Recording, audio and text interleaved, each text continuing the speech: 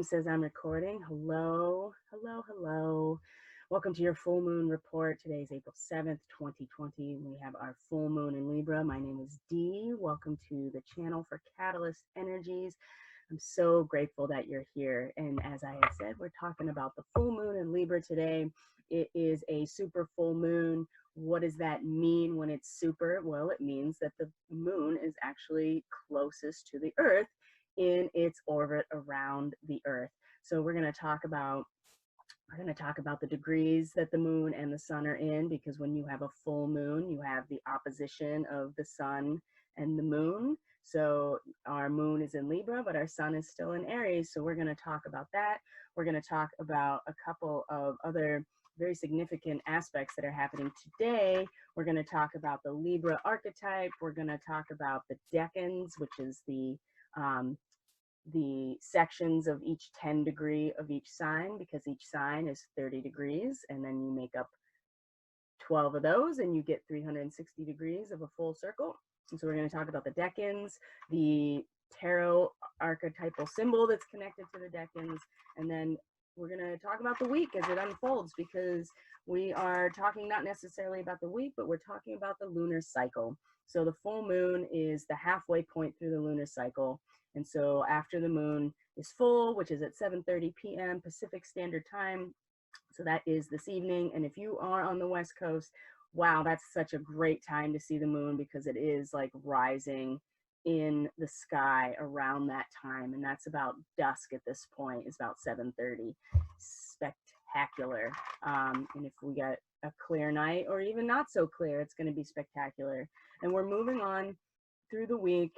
We have Easter on Sunday, and then on Tuesday the 14th, we have the third quarter square, which then is the beginning of the fourth quarter of the lunar cycle. And that is going to be our crisis in consciousness. And wow, there's going to be some really intense and frustrating aspects about that square that we are being prepared to deal with right now with this full moon. So what is a full moon? It is astronomically, what I had explained is that the Earth is here, the sun is here, the moon is in opposition, the light is fully illuminating the moon. So the moon representing our internal waters, our subconscious, our feelings, our emotions, where we're drawn inwards, the places that are more related to how we are as opposed to what we're doing, which is our feelings and our emotions as well. They exist without us having to do anything necessarily about them. They're the waters within us flowing, or like the tides of the ocean, which is regulated by the moon and its gravitational relationship to the Earth. So when we're talking about the full moon, we're talking about illumination from the sun of what is usually hidden within us. So that often will be the realm of the subconscious, the things that are coming up in dreams.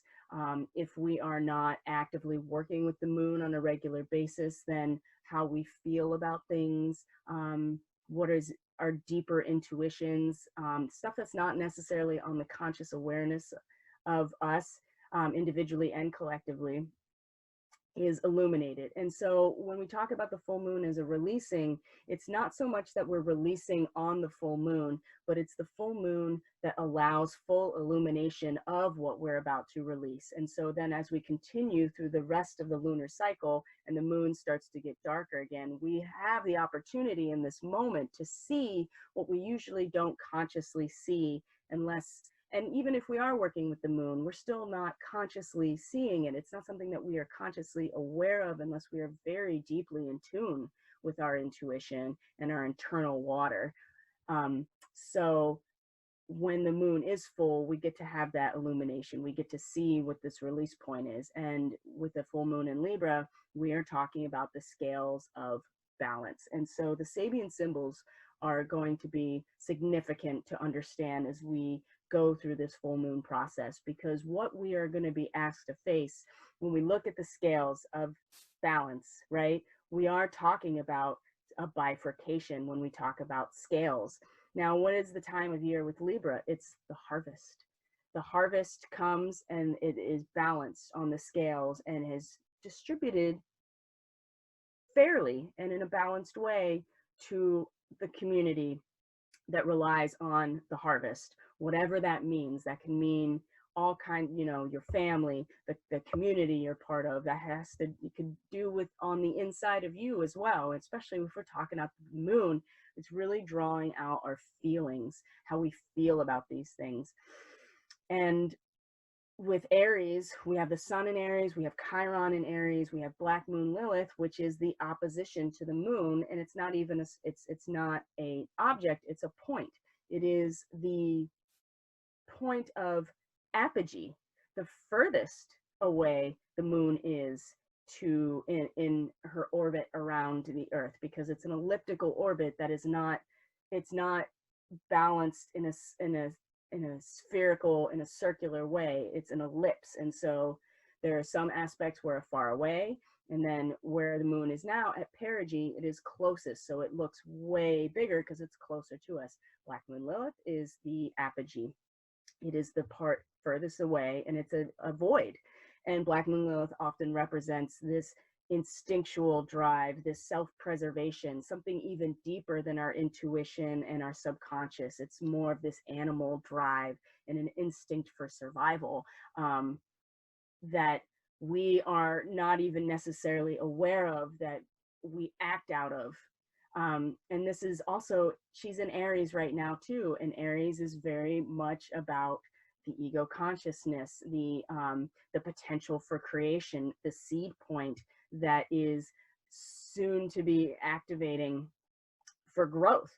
So, and then we have Chiron, who has moved into a new degree of Aries, which is really, really significant. So I'm going to read all of those Sabian symbols so you understand the actual archetypal symbolism that's attached to these degrees, so you can work with them, because it's going to be really important.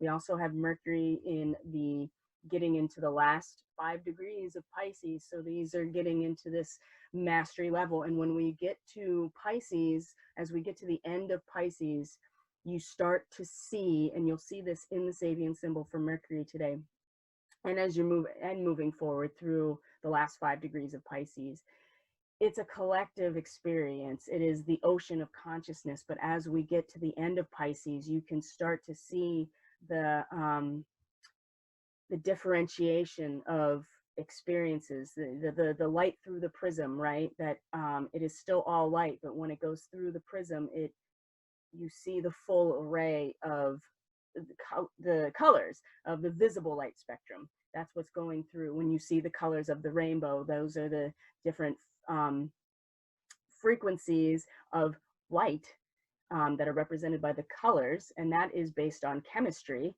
right? That the what that frequency emits or reflects a certain light pattern. And that's, you know, that's a whole other conversation. The point is that when we get to the end of Pisces, that unified field of consciousness, the ocean of our experience, the collective experience is starting to, you know, you can start to see it separate into different aspects, different colors, different frequencies. And it's the idea that eventually, you know, all of this energy that is fluid and all joined together then starts to separate into each seed point, right? Because that is the beginning of the cycle in Aries. Again, we're ending the cycle and preparing for the new one. And as we prepare for the new one, the energy starts to break off to go to its intentioned position or into its seed. And then with Aries, it's the seed encompassed, everything, the potential encompassed in this seed. And so with the end of Pisces, that's what we're getting. And so Mercury, being the mind, is really bringing this information to us, and is also sextile. It's a 60-degree angle, supportive angle that needs to be activated in some way. Pluto and Jupiter, who are still technically conjunct because they're only within a degree, if not less, of each other. But the big conjunction was on the 444 portal and the gateway.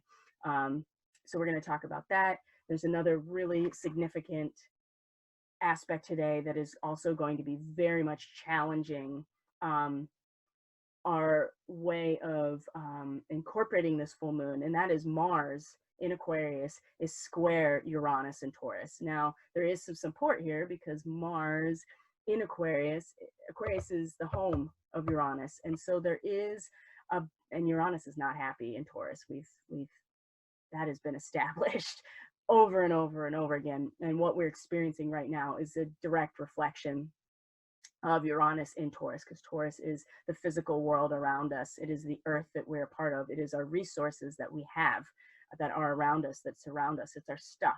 It's the skills that we come in with. It is our finances. It is our assets. It is the stuff around us. It is the land that we're on. All of these things, our economy, you know, it's all in Taurus. And so Uranus has consistently been like trying to wake us up collectively in this zone and has been very disruptive.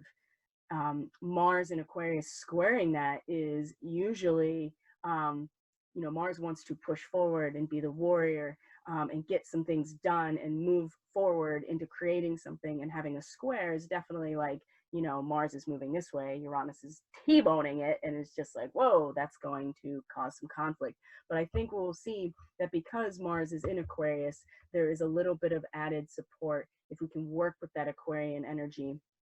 And they will be, it's not exactly like supportive because it's a square, but if we're able to kind of look underneath all the layers of that initial, you know, square, which is really fits into the daily medicine reading for today, that is on Facebook Live. You know, the replay is definitely there, and also on Catalyst Energies on Instagram. There's a actual photo of the reading that you can look at. This divine healing that we are experiencing, we're on track.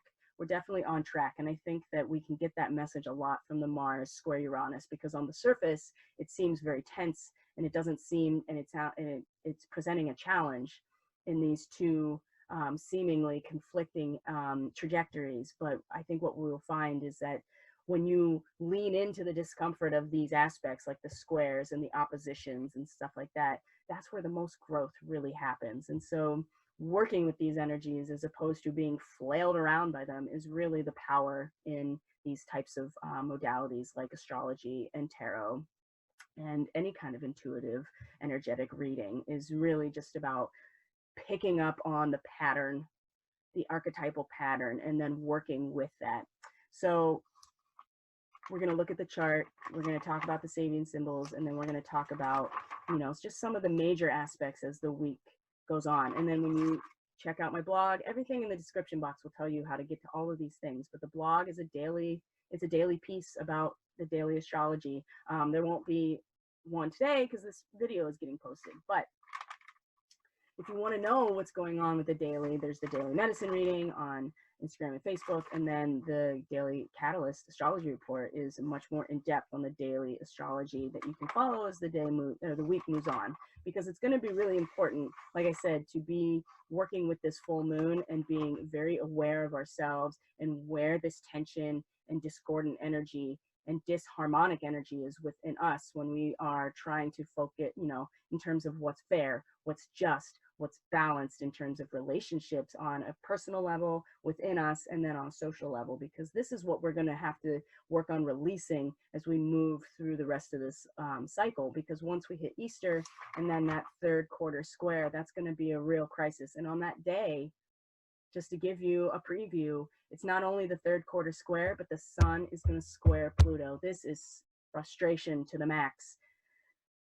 Anything squaring Pluto is frustration, absolutely, because the sun in Aries is just like, yay, creation, we're creating something. And squaring Pluto, Pluto's like, I got other, we're dealing with something else here. We're dealing with something else. Like, you got to table that just for a second so we can keep dealing with the Pluto, which is just like the grave digger, just like, you know, the excavator, just pulling up all the shit. And specifically in the degree that it's in right now and was at with Jupiter, literally pulling the rug out from under many of the things that we relied on culturally and socially and institutionally and government wise, that we have relied on to make us feel secure and safe. That is just getting, yeah, literally the rug pulled out from under us. And and the carpet and the rug is another piece of symbolism that comes up today with this full moon specifically. Okay, so let's get into the chart. All right, here's our full moon chart. Like I said, 7:30 p.m. Pacific Standard Time. There we go. All right, so look at this. You know, everything is still kind of like, it's starting to spread out a little bit, with Venus moving into Gemini now. So there's a lot more air energy than there has been in a while. Obviously, with the moon, you can see the way that the moon is stretching this energy out and putting a focal point here in order to, you know, keep this chart from being so concentrated and like, you know, consolidated, because that, you know, that's the restriction that we're all feeling, is like everything is in this like one tiny compartment, right? And so the moon, thankfully, is kind of pulling our energy out a little bit and stretching it out, geometrically. You can see it right here. Now, there is a lot of red in this chart. So, I mean, this is not an easy time right now because there's a lot of challenging aspects to deal with. Venus is moving through Gemini, so new air energy. Now the nodes are, you know, they move backwards, quote unquote backwards, and so we're going to be also moving into the North Node is going to be moving into Gemini as well, in just a couple of weeks. It's not going to be long where that happens, and so the air energy is really coming to the forefront right this moment, especially with the moon here. So emotionally and internally, we're getting kind of a sense of how to make sense of things in our minds in a way that is balanced and that is taking care of the relationships around us, and helping that balance within us too, because it's really, you know, Venus rules Libra. And she is in an air sign right now, a different air sign, but still in an air sign. And so we are, you know, we've spent a lot of time preparing for this full moon. The last full moon in Virgo was so much about cleansing the actual body. And now we are looking at releasing the mental constructs about disharmony, social privilege, what's fair, what's balanced within us and then out there. And so we have to release these aspects in order to move forward, because what I have been seeing is that, and what I have been, you know, the guidance that I'm giving, it's not just me, it's just what's been coming through as well, is that there is still a really strong focus on this duality and this polarization in regards to what's happening right now. So here is our opposition, 18 degrees, 43 minutes, 18 degrees, this is a little bit before, 18 degrees, 43 minutes of Aries and Libra. So here's the sun. Black Moon Lilith is also in Aries, and she is moving retro, the true Lilith, not the mean, not the average Lilith, but the true Lilith, which changes on a regular basis. Moving retrograde right now. We'll meet with Chiron. Chiron also in Aries. So let's talk about, first let's talk about the Sabian symbols for these two aspects. And then we're going to talk about the decans, because that also, especially with the Libra, because it'll give you some idea of how to work with this energy really well. So 19 degrees of Libra, just to give you a personal connection to this. This full moon is conjunct my natal Pluto exactly in my 8th house. So talk about excavation of the disharmonic power struggles, because the 8th house is about shared resources, but it's about the power dynamic that is inherent in shared resources, and why you have to go to the shadow realms to really understand that power dynamic of shared resources, because this is where power actually lies, is in the fact that we are sharing it as a result of our relationships. And so there's never fundamentally, and this is hard for people to hear, there's never fundamentally a taking of power.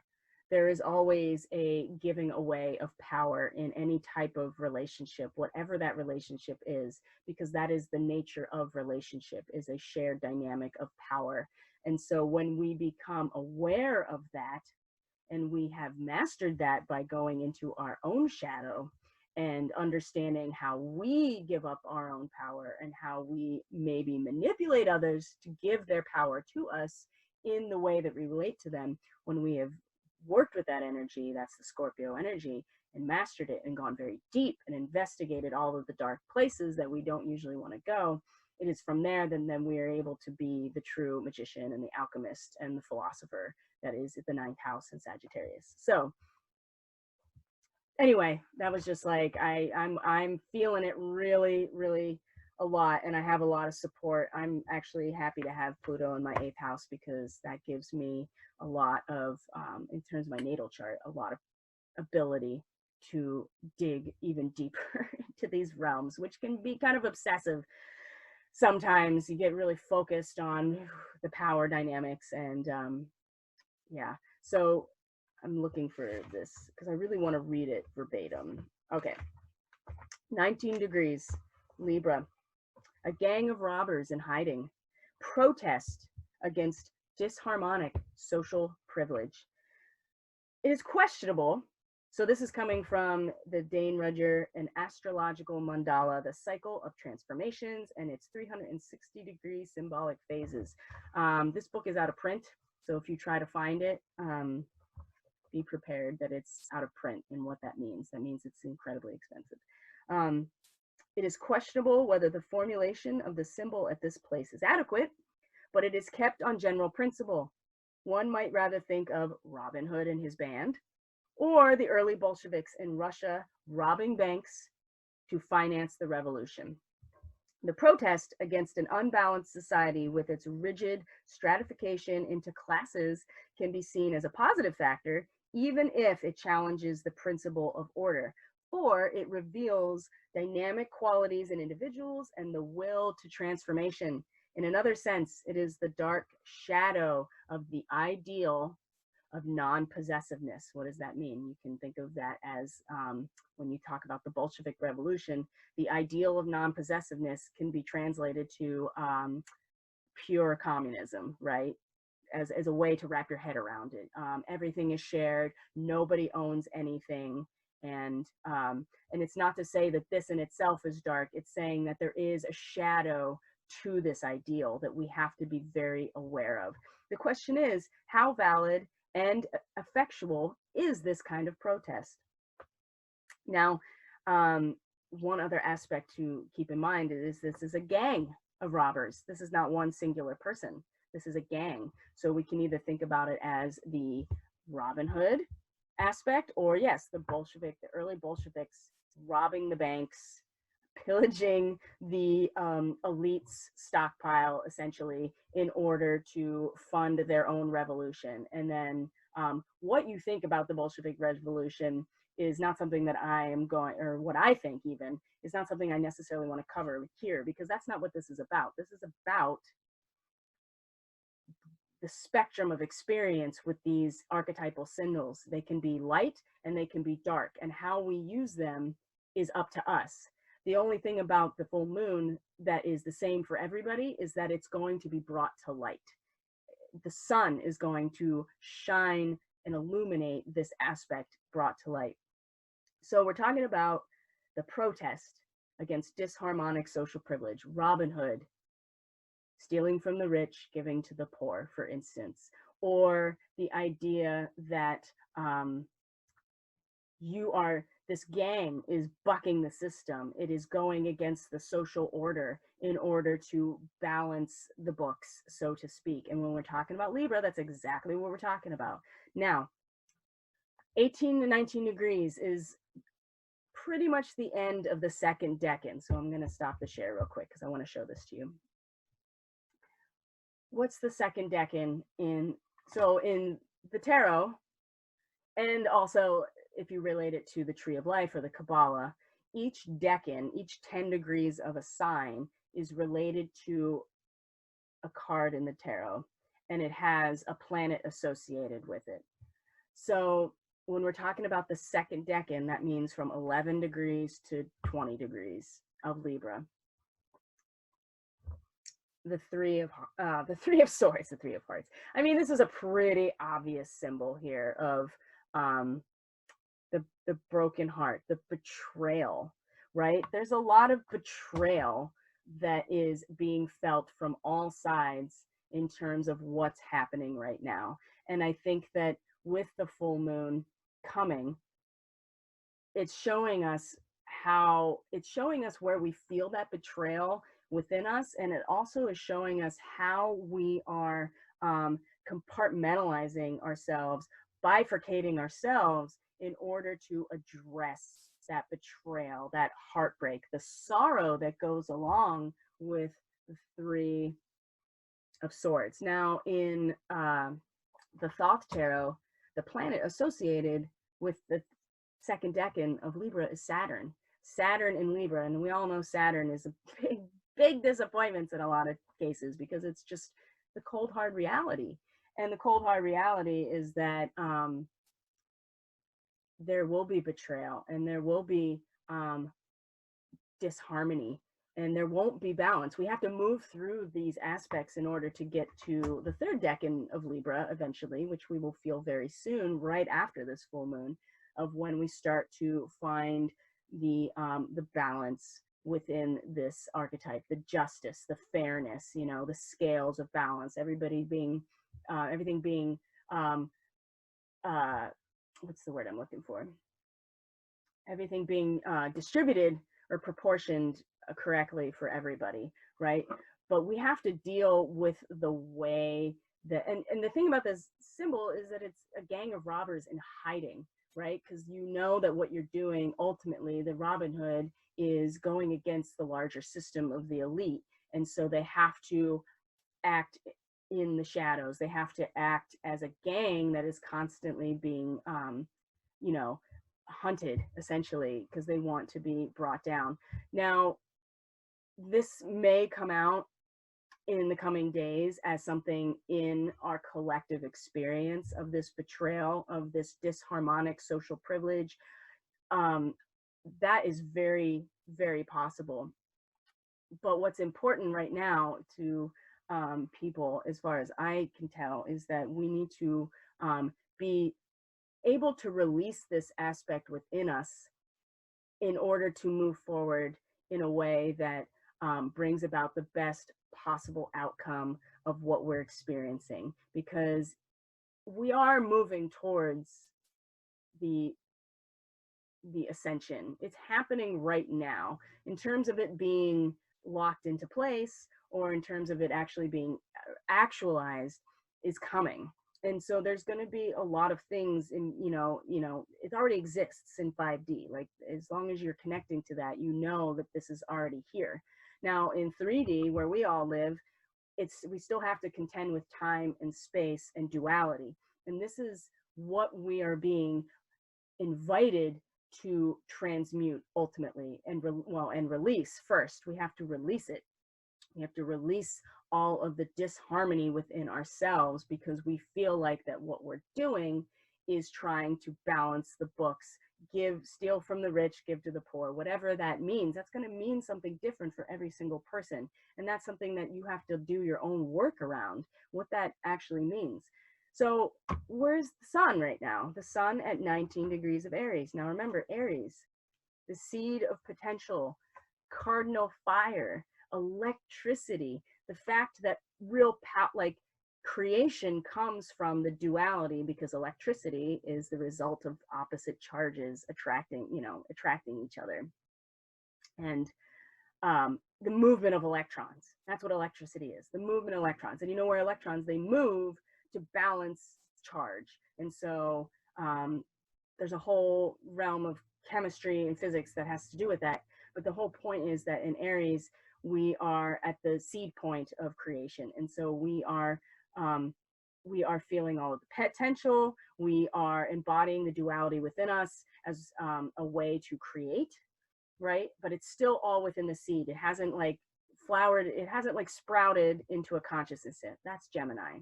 And so mastering this Gemini energy is going to be really important in the future. Right now, though, we are dealing with the disharmony within ourselves that's coming up that we need to address and see. So when we're talking about Aries, let's go back to the chart so we can look at the chart, because I feel like that looking at the chart itself is kind of like a mandala, right? You can just look at it and it's encoded with sacred geometry based on what's happening. So you don't even necessarily have to understand everything. You can just look at the chart and you can take in these images and you can take in the geometry, and it will have an impact on you, even if it's not if you're not consciously aware of it, especially seeing here how this moon is, you know, pulling everything here. Pulling everything, you see it, pulling all of our attention over, spreading out all of this, like what would otherwise be really really condensed. And it is really condensed. We have Mercury and Neptune in Pisces, you know, the end of the cycle, the beginning of the cycle, and then of course the Capricorn into Aquarius energy, which is just, whoo boy. Okay, so 19 degrees of Aries, the magic carpet.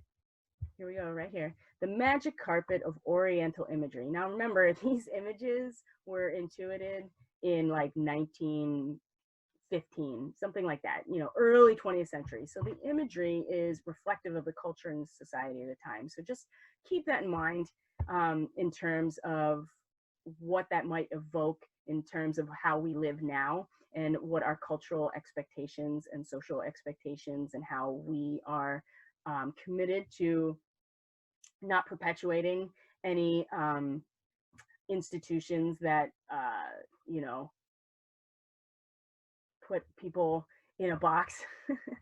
So the magic carpet, we can just say the magic carpet. We all know the magic carpet. I mean, geez, if you just watched Aladdin recently, you know what the magic carpet is, but that's a symbol that's been around for a very long time, clearly. So that's interesting because Pluto and Jupiter conjuncted in Capricorn. What was that about?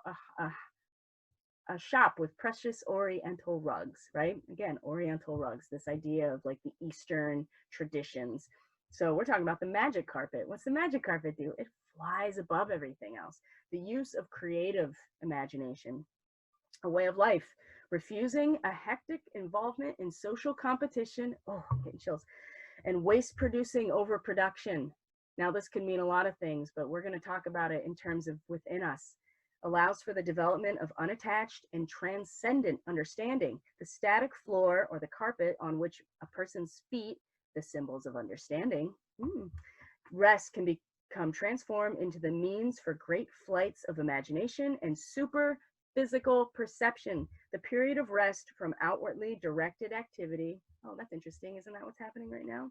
Bound to collective normality.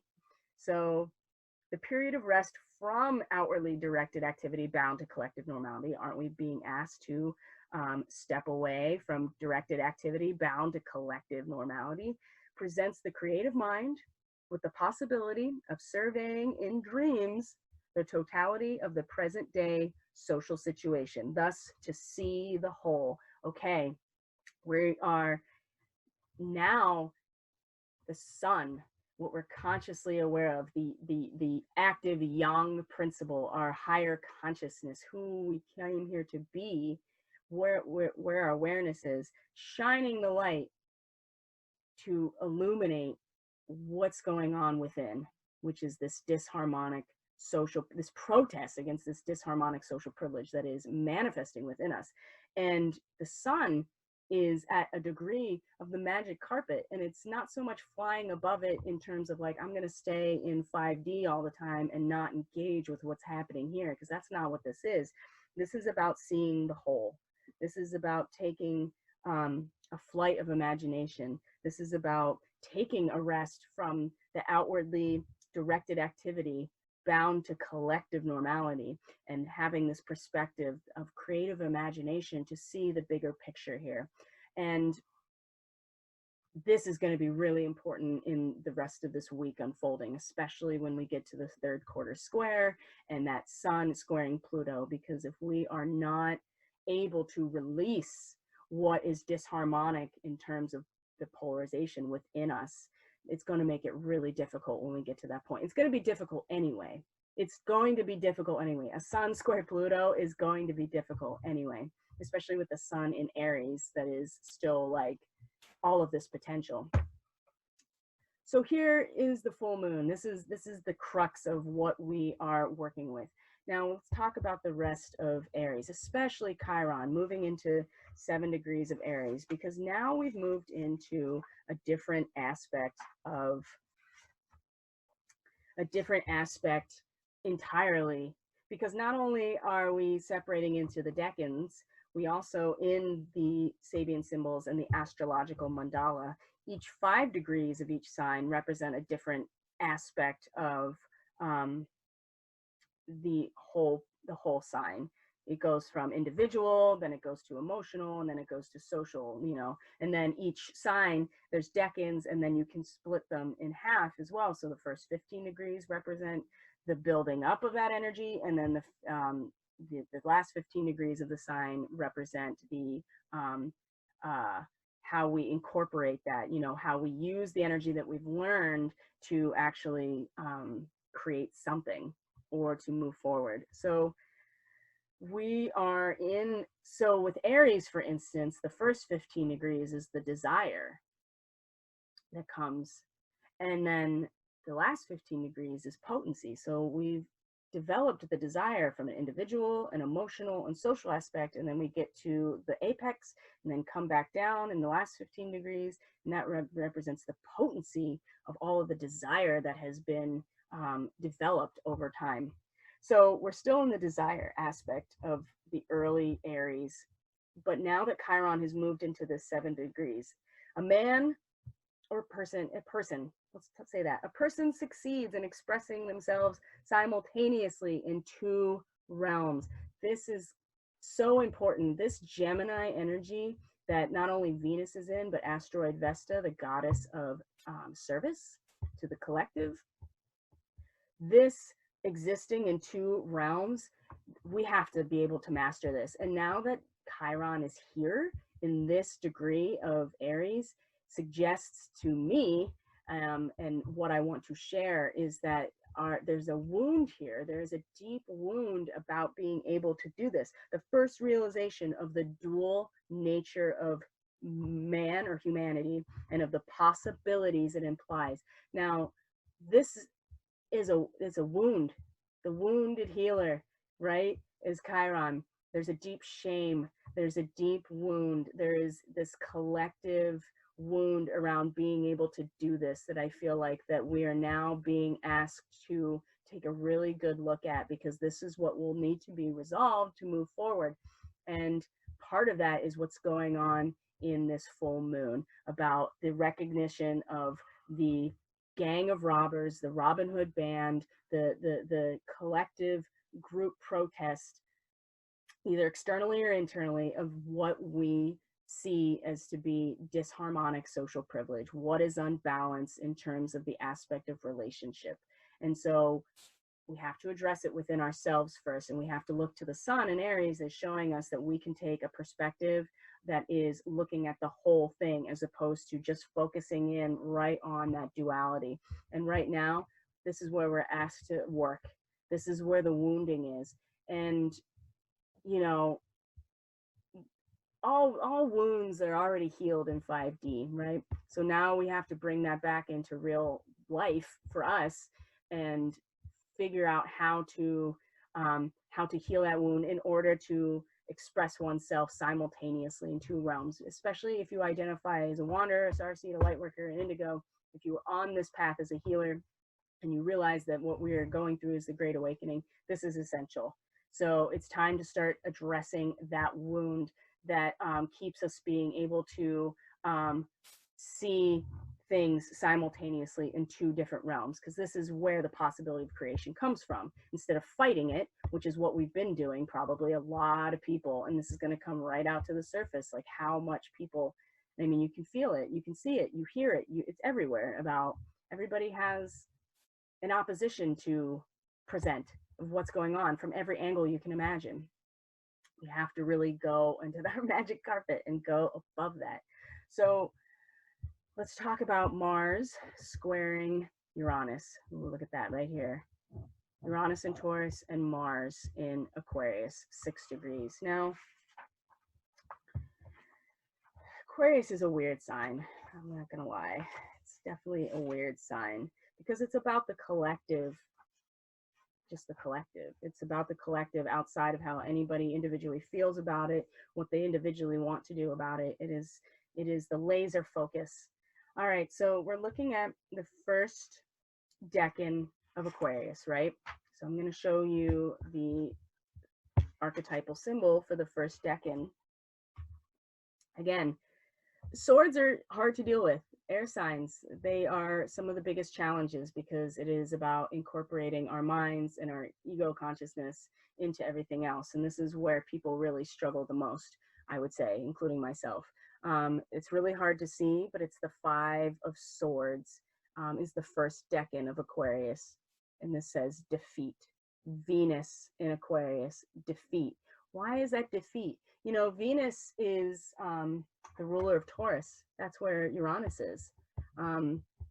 It feels like defeat when our material aspect, what makes us feel comfortable, what is beautiful to us, or what we identify as beautiful, what makes us feel safe, secure. These are all Venus things. She likes to feel safe, secure, beautiful, harmonious. These are all wonderful things. But when the collective reality, the collective laser focus of the collective is brought into play here, our minds can feel like it's fighting, like our mind is fighting itself, right? You see all of those swords coming together at a point, but they also are bending, right? There's this pliability and flexibility here that is, I think, it's not breaking, but it does feel like a defeat because we have to bend our minds just a little bit. You know, we have to bend the reality just a little bit in order to get to ultimately what is the second decan of Aquarius, which is the 6 of Swords, which is Mercury in Aquarius, which is science, right? A completely balanced aspect of mental energy when it comes to the collective. But right now we're looking at defeat, right? Obviously, Uranus and Taurus, this pandemic is really a big part of, obviously, the defeat. Now, and Uranus rules Aquarius. And the first decan of Taurus actually is the 5 of Pentacles, Mercury in Taurus, worry. The 5 is a challenge, always a challenge, because it is like we think we're losing everything at the 5 when we get into tarot. So this is, and we're moving into 6 degree because of the Sabian symbol, which is the bridge that spans the gorge, right? There is so much potential and hope here for what's going on, and Uranus is constantly trying to wake us up. It's not even trying, it's just happening, and it's happening on such a large, massive scale that because Uranus moves so slowly. So Mars is in early Aquarius, right? Defeat. So is Saturn, early Aquarius, defeat. Defeat of what makes us feel comfortable, defeat in what makes us, allows us to feel secure and comfortable and safe and lovely and in all of our yummy things. You know, that's not, we are working on it, but it's difficult right now. So the Sabian symbol for Mars at 6 degrees of Aquarius, a masked figure performs ritualistic acts in a mystery play. The individual's involvement in long established patterns of activity aiming at the release of collective power, right? So something, it's Mars is not, you know, Mars rules Aries. So of course it's, you know, he's very much focused on his agenda, and not just his agenda, but more about like his marching orders to move forward, some warrior energy. I'm going out to protect, I'm going out to enact something. I have courage behind me. There's a lot of intensity with Mars. So this degree of Aquarius has a lot to do with the collective roles that, you know, the roles that we play ritualistically in order to release collective power. And so it's the mystery play. It's the idea of wearing a mask because it's transpersonal responsibility. It's not any one person doing anything as an individual. it is the individual realizing that they are taking a transpersonal responsibility in order to release the collective power that has been in place, which is Capricorn. Obviously, it comes right before Aquarius. Capricorn is the collective power, which we know is being dismantled right now and has been, and started with the Saturn and, well, didn't start there, but the Saturn and Pluto conjunction clearly is related to this global pandemic situation. So it's interesting to me to have this square, because it's going to seem like what is happening in terms of collective power, it's going to seem like something, it's going to feel like something is not right with what's going on. And in fact, there is a lot of fear about things pushing forward, right? There is a lot of fear about and anxiety about certain things being rolled out during this process, certain aspects being put into place, as you know, while this is going on. There's a lot of fear about what's going on in and of itself in terms of the pandemic.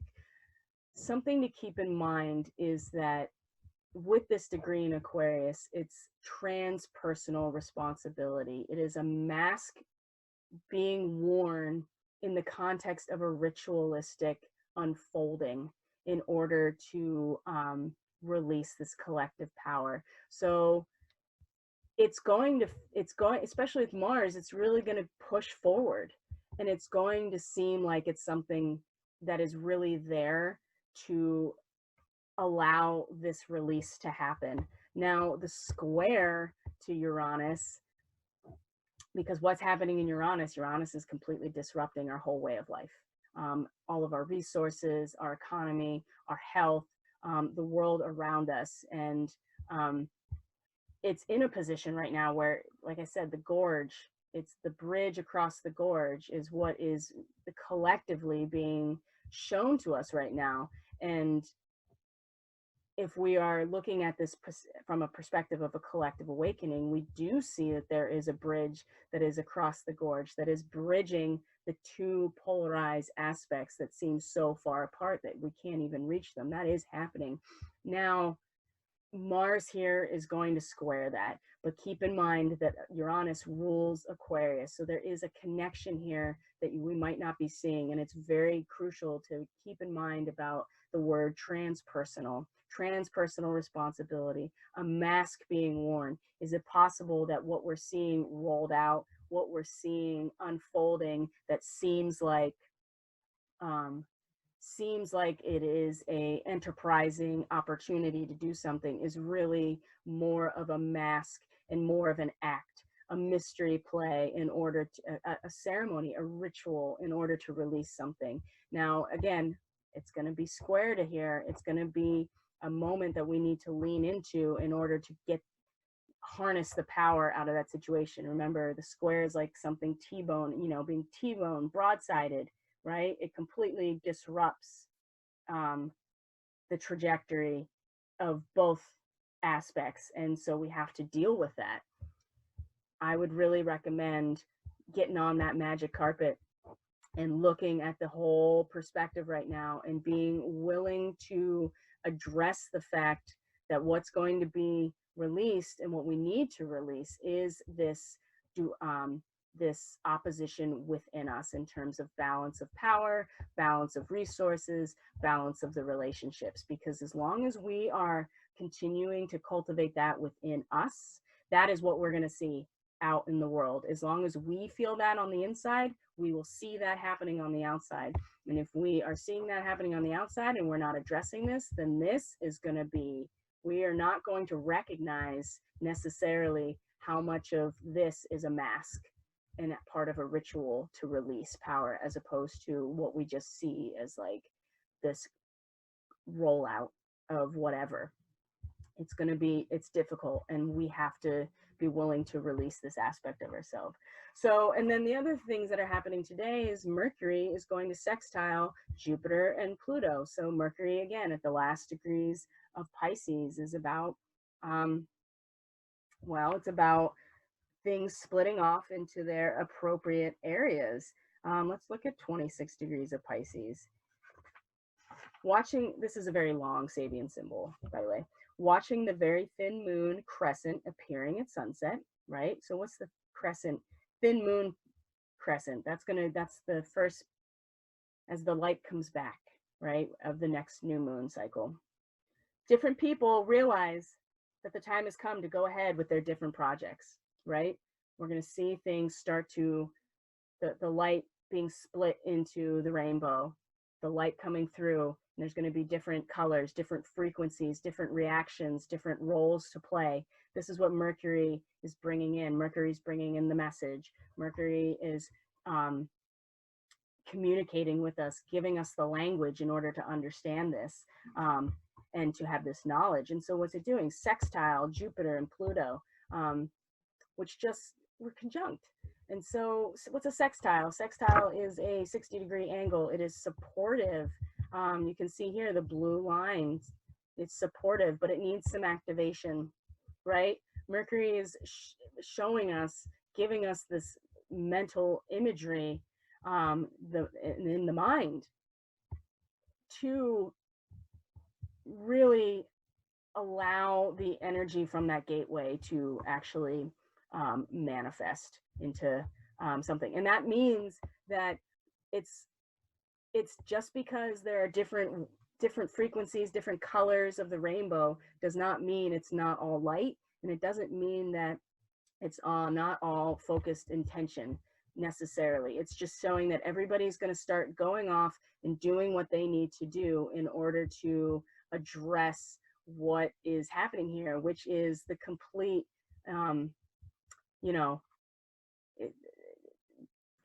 I would say complete overhaul of our culture and our institutions of power as we know them. And Jupiter now has moved on to the next degree of Capricorn, which is now starting to address the natural magic in around us, nature, the occult power in nature, the natural energy. And Jupiter always expanding and optimizing wherever it goes. And so it's really opening up that too, and showing us how much energy and potency is in the natural world, which is again why it's really important that we are connecting to the earth, that we are connecting to the crystal grid of the earth, because that is going to help us embody the energy that is increasing on this planet, because it is the crystals that are able to provide the lattice structure that can hold more energy. Remember, if you saw Starseed Viral Journey, episode 4, I talked very in depth about the chemistry of quartz crystal, diamond, and the piezoelectric aspect of quartz in terms of insulating and then also mimicking electrical conductivity. So that's really important. I would really recommend that you watch that so you understand from an actual like scientific chemistry example or perspective about why it's important to energetically connect to the grid and bring that template into your own field, because it's really important for what's happening, because it's going to look like that some terrible things are happening. And I'm not saying they are or they aren't. I'm just telling you what it's going to potentially look like. And until you get straight with yourself, you're going to see it reflected out there as a complete unbalanced aspect. And you might feel like you need to be Robin Hood in some ways. So that's just today. The moon is also, so the only thing we have in Libra right now is Juno. That is the asteroid Juno. That is, she represents contractual agreement, the commitment to a contractual agreement, whatever that is. And being in Libra, Juno's actually retrograde right now. So once she goes forward, she's going to come back all the way through this Libra energy again. And so the moon before this will be conjunct with Juno. And we do have an obligation. We are here to bring about this balance, this fairness, this justice. This is part of our contractual obligation. in life. That's why we're here, is to do that. And so the moon today is really going to support that, is going to like activate that, it's going to show where our contractual obligation is to balance within ourselves and within our communities. And it's in a degree that's very fanciful and imagination. It's kids blowing soap bubbles. You know what I mean? It's not very serious. It's more imaginative, which goes back to the magic carpet. So really being willing and able to embody this imagination and this creativity and this magic is going to be really helpful as we move forward, because it's so serious. It's so serious. So I'm going to stop the share and let's talk about the week just real quick, because this is already really long. Major aspects. So this is Tuesday. So tomorrow, Wednesday, with the moon's moving into Scorpio. Mars will then sextile Chiron in Mars in Aquarius and sextile Chiron in Aries. So the Mars and Aquarius energy is really going to support. Oh my God, why everybody's always, they're always mowing their lawns right when I'm trying to do a video. So anyway, that's just life. Mars is going to sextile Chiron, and the moon is also going to be opposed, and moon in Scorpio is going to be opposed to Uranus. Moon in Scorpio, things are going to get pretty intense emotionally. They could get pretty dark. If you're comfortable in this place, wow, you're really going to get some feels, but they will be important feels. They will give us a lot of information. But the Mars sextile Chiron showing us where our wound is at this point in terms of being able to embody two opposing viewpoints at the same time, and the potential for that is going to be supported by Mars, who's moving through Aquarius, which is charging forward into the age of Aquarius that we're moving into. Thursday, it's moon still in Scorpio. Friday, the moon finally moves into Sagittarius, and that will be, I suspect, some upliftment, some optimism emotionally, see the bigger picture. That's Good Friday. Good Friday, the moon moves into Sagittarius. We're going to have Venus then sextile Chiron in a completely different sign, completely different energy, because Venus is in Gemini. And then Mercury moves into Aries on Good Friday. Wow.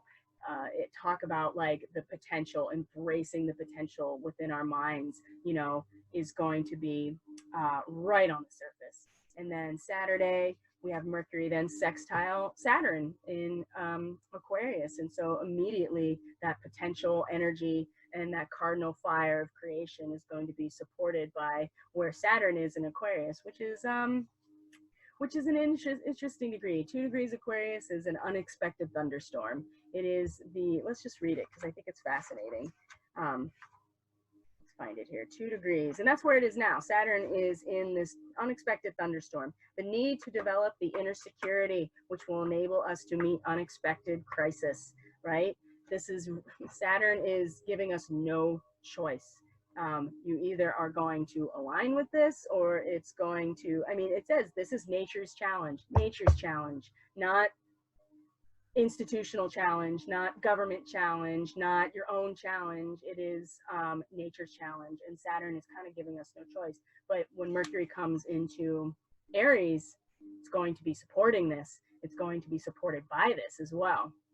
Our ability to be able to develop the inner security to handle a crisis, because that's where, again, this is where the full moon comes around as so important. We absolutely need to look at very clearly and release what's not working about this our protest against disharmonic social privilege. It's not to say that it doesn't exist. Of course it exists. I mean, that's the nature of what we're dealing with right now. But we have got to come to terms with that within ourselves so that we can, you know, get above that in order to actually address these issues in a way that is potent and powerful, and not just a constant struggle within us. Because that's what I see, is that the constant struggle, right? We have to get out of that karmic trench mentally in order to be able to move forward with what's going on. That's Saturday. Sunday is Easter. Moon moves into Capricorn. Wow, it's going to cross the South Node on that day. Ooh, boy. It's going to oppose the north node, cross the south node, square Mercury. And then by Monday, it's going to start, again, it's Moon and Mercury. It's going to be a lot of moon transits. And by the time we get to Tuesday, the 14th, is the third quarter square. It's the beginning of the last quarter of the lunar cycle. So the moon will start getting darker at this point. Where's the square? 25 degrees of Aries to 25 degrees of Capricorn, right? This is Capricorn. This is where the Jupiter Pluto conjunction happened, and at this degree, it's conjuncted. So the square is going to be between our emotional, and our intuitive, how we feel about what happened during that gateway, what opened, what we intended during the 444 portal, how we feel about it individually. And the square is going to come from Aries, which is also going to then square Pluto. So the moon is also going to be conjunct Pluto, and how we feel about things in terms of what Pluto is excavating and bringing up to the surface that we might not want to look at.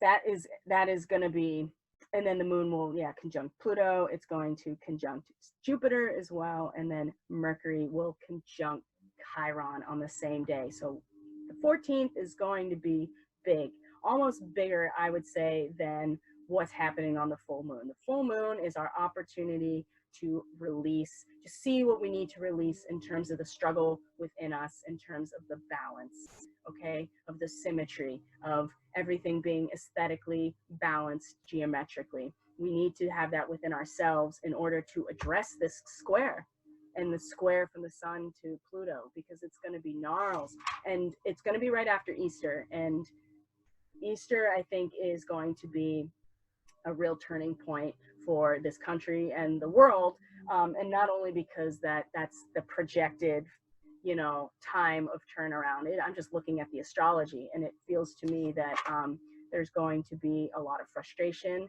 There's going to be a lot of really hard feelings to deal with at that point. But if you are taking advantage right now of the full moon and releasing that struggle within yourself and seeing the bigger picture, on your magic carpet, once we get to this square, we will be prepared. We will be prepared to address this crisis in our consciousness, that will be the end of the lunar cycle, and then we'll be getting into the next new moon after here. So I want to read really quick the 26 degree Aries, which is where the square will be, not only with the moon, but is going to be with Pluto as well. So 26 degrees Aries is, oh yeah, I know this. This is also in my chart. A person possessed of more gifts than they can hold. Obsession by potentiality. Oh, it's a warning against undertaking more than it is as yet safe and sound to attempt. Oh, and with Mercury conjuncting Chiron in Aries that day, and we still, Black Moon Lilith will have moved into Pisces, the true Lilith will have moved into Pisces. The nodes are moving into a new degree, and the moon in Capricorn will go void off course after the conjunction with Jupiter.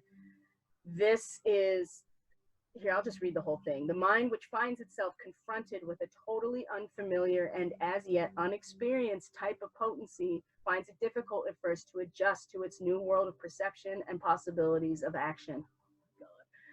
He may rush ahead excitedly and lose his bearings.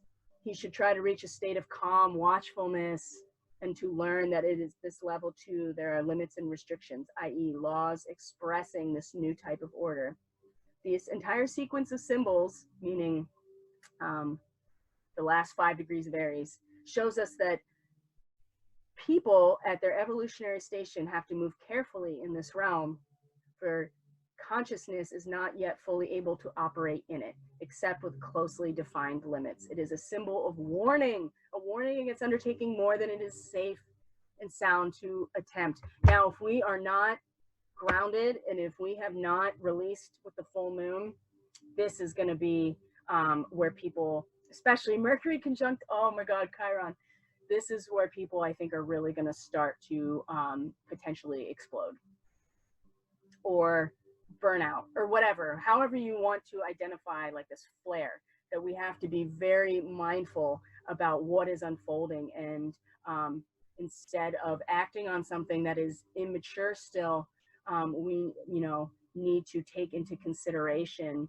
what has been released with Pluto and continues to be released. And the moon will show us internally very clearly at this point what this is. So the other thing I want to show real quick before I sign off of this incredibly long video, it's just so much information. I don't even know how to make it succinct other than what I'm doing. So this is the lovers in tarot. It is the 6, right? So it is the first potential of harmony after the 5. This is a sanctioned union between oppositions. This is the Gemini card. It is the twin flame card. It is the yin yang, in which what is opposed is in fact one and the same. And when the nodes shift into Gemini, the North Node especially into Gemini, and the South Node is Sagittarius soon, Venus is in Gemini, asteroid Vesta, the goddess of service, the collective, is in Gemini. This is going to be where we have to, especially with the North Node, that's where we're collectively going to be heading once it moves into Gemini. It is, we need to master this energy. And part of it is learning to see ourselves in what is opposed to us. And this is where the full moon comes into play in terms of releasing, because we have to see where we are unbalanced within us and how that is projected out into what we see. And if we continue to hold on to this duality and not engage with it in the Gemini way of the lovers, this is where this will be where people are stuck in 3D. And eventually there won't be an option to hide from that anymore or to not see that. But how you deal with it is going to be what's important. And this is where, if you are already ahead of the curve and you're part of the first wave, Matt Kahn does a great job explaining the waves of awakening, or waves of ascension, the first wavers. And if you're watching this, you're probably a first waver. If you're very angry and activist oriented, you're a second waver. Again, he explains it really well. So I would just, I'll try to find something that I can link, like one of his videos that he talks about, or one of his teachings that he talks about the waves. But if you're a first waver, this is going to be the time where we really have to step up and be available to help people integrate what normally to them is an opposition that they can't, an opposition that we can't coalesce, that we can't synthesize. This is where it's going to be really important. So that's the full moon video, guys. I really hope that you take full advantage of this opportunity to release this disharmony within yourself and get on that magic carpet. I am stoked about that imagery because it allows us to have that creative imagination to see this situation as something way, way vaster than maybe right here in front of us, it seems like. So I'm gonna turn this off now because the lawnmower out there is, I don't even know if you can hear it. So let me know actually in the comments if you can hear the lawnmower noise. I'm just curious how well this microphone actually picks up things or doesn't. So thank you for being here. Thank you for checking out this full moon video. Everything you need is in the description box below in terms of how to contact me, get on social media, check out the Daily Catalyst blog. Every day has a piece about the daily astrology that I channel. And of course on Instagram will be the daily medicine every day, and that usually fits in really well with the astrology as far as I can tell. So take care of yourselves. I will be taking clients again for readings starting next week as I am getting myself back into health after about 3 weeks of illness, which seems to be following the timeline of the virus. So there's going to be a lot of stuff coming up to the surface, my friends, a lot of stuff. And we are in a unique position right now to prepare ourselves with this full moon. So enjoy it. Take care of yourselves. Take care of the earth and connect to her, because she is our saving grace right now in so many ways. I love you all. I will see you on the next video.